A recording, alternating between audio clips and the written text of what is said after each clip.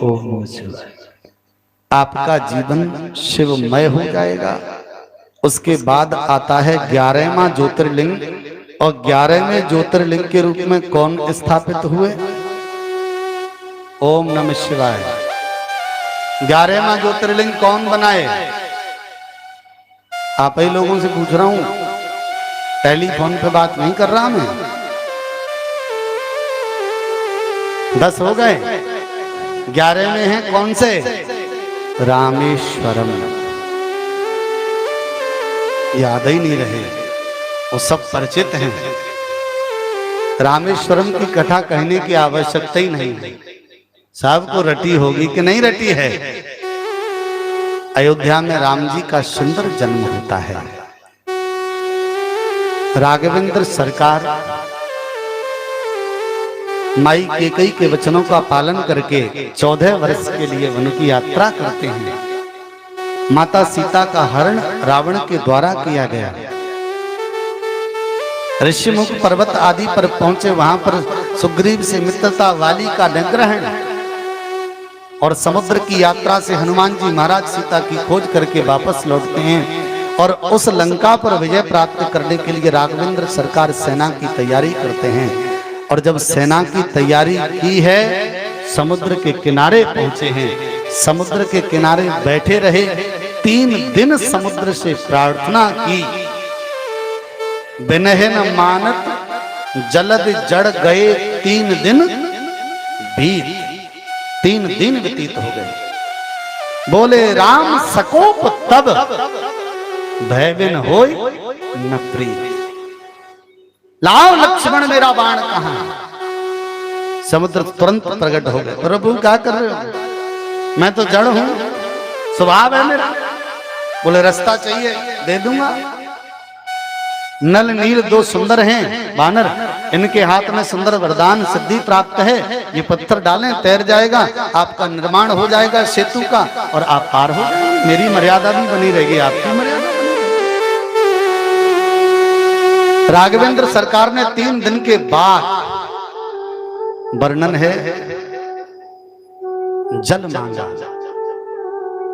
हनुमान जी महाराज जल लेकर आए, जल पिया, और जल पीने के बाद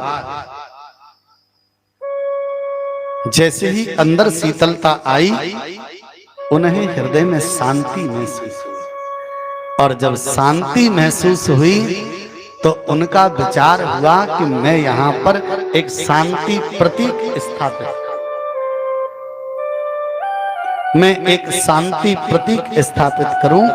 पावन श्रोताओं, वर्णन बड़ा सुंदर है। इत्युक्त्वा च जलम पीतम तदा रघुवरेण च। जल पी लिया, और जल पीने के बाद तदा रघुवरेण च पश्चात च पार्थिवीं पूजाम च कारः रघुनंदनः। बोले बाबा ने क्या किया? इत्युक्ताम च जलम पीत्वा च रघुवरेण च। जल पिया, और जल पीने के बाद, अच्छा शिव पुराण में ये वर्णन नहीं है, आपको बता दें, शिव पुराण में ये वर्णन नहीं है कि उन्होंने हनुमान जी से कहा कि तुम जाकर कैलाश पर्वत से शिवलिंग ले आओ। और जगह कहीं हो सकता है, मैं नहीं कह रहा कि ऐसा नहीं है, हो सकता है, परंतु यहां सिर्फ इतना वर्णन है। ध्यान देना, मैं बोल रहा हूं आपके सामने। पश्चात पार्थिवीं पूजाम, सबसे पहले क्या किया कि जल पिया। श्लोक बोल रहा हूं, इत्युक्त्वा जलम पीत्वा, जल पिया। किसने पिया? रघुवरेण च, राम जी ने। फिर क्या किया? बोले पश्चात च, उसके बाद। बोले उसके बाद क्या हुआ? बोले पृथ्वीं पूजाम पार्थिवीं पूजाम, पार्थिव शिवलिंग की स्थापना कर दी। और पार्थिव शिवलिंग जहां बालू मिल जाए स्थापना कर लो, मिट्टी मिल जाए तो मिट्टी से कर लो, वही पार्थिव है। तो इसमें लिखा है पार्थिवीं पूजाम चकार रघुनंदनः। वहीं पर बालू इकट्ठी करके शिवलिंग का आकार देकर राम जी ने उसकी पूजा कर दी। प्रेम से बोलो। अब ऐसे रामचरितमानस और शिव पुराण दोनों को जोड़ दें तो अर्थ सही निकल आएगा। रामचरितमानस में क्या लिखा है? लिंग थाप विधिवति कर, और यहां क्या लिखा है? पार्थिवम स्थाप, यानी पार्थिव की स्थापना। प्रेम से बोलो। अच्छा, प्राण प्रतिष्ठा का यहां वर्णन नहीं है। और कुछ लोग जो चर्चा करते हैं ना, रावण उसमें सीता जी को लेकर आया, ग्रंथि बंधन करके प्राण स्थापना रावण के द्वारा हुई। हो सकता है कहीं पर लिखा हो, मैं ये नहीं कहता कि नहीं लिखा हो सकता है कहीं पर हो, परंतु शिव पुराण में ऐसा वर्णन नहीं है। प्रेम से बोलो। मैं ये नहीं कह रहा कि वो गलत है, बहुत अच्छा होगा और उससे भी बेहतर लिखा होगा, सत्य होगा। असत्य कभी हो ही नहीं सकती कोई चीज, सही होगा। रावण आया होगा, सीता भी आई होगी, जो भी हुआ हो, पर शिव पुराण में ऐसा उल्लेख नहीं है। शिव पुराण में केवल इतना उल्लेख है कि राम जी ने जल पिया और जल पीने के बाद समुद्र के किनारे उसी बालू से एक शिवलिंग का निर्माण किया, और निर्माण करने के बाद क्या किया? बोले आवाहनादिकं चैव यौपचारान् प्रकल्प्य वै दिवेवत्स षोडशं प्रीत्या देवार्चनं शंकरम्।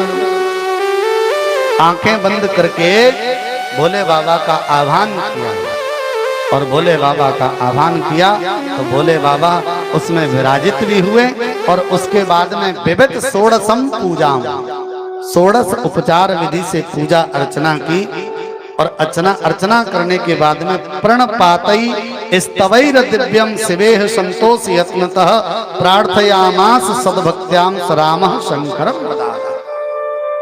उसके बाद राम जी ने सुंदर वर्णन है, स्तुति की, प्रार्थना की, और राम जी ने कहा प्रभु मैं आपके दर्शन करना चाहता हूं।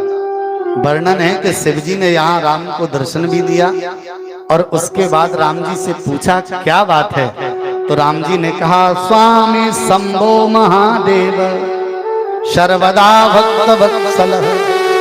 आप तो शंभु हैं, मेरे प्रभु हैं, भक्त वत्सल है।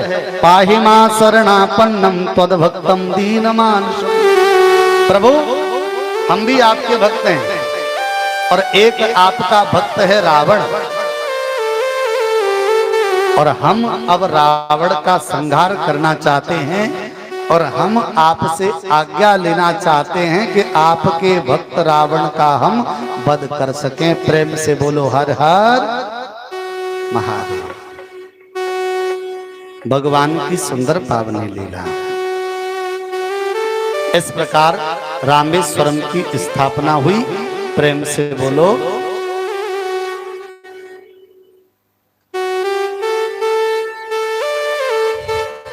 इस प्रकार सुंदर स्थापना, और ये हमारा 11वां शिव। इसकी कथा आप सब लोग अच्छी तरह से परिचित हैं। और एक बात और आपको जानकारी दे दें, ये 11वें शिवलिंग की स्थापना हुई तो ये रामेत ईश्वर, राम के ईश्वर हैं, इसलिए इनका नाम रामेश्वर कहा गया। एक बात और सुन लीजिए, कुछ व्याख्याकर्ता कहते हैं कि राम को जो ईश्वर मानता है वो रामेश्वर है। कुछ भी कर लीजिए, बात बराबर। ये शिवद्रोही ममदास कहावा, सो नर मोय सपने उन्हें भावा।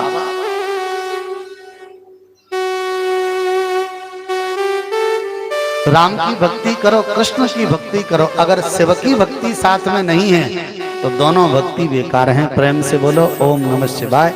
इसलिए शिव की भक्ति अनिवार्य है।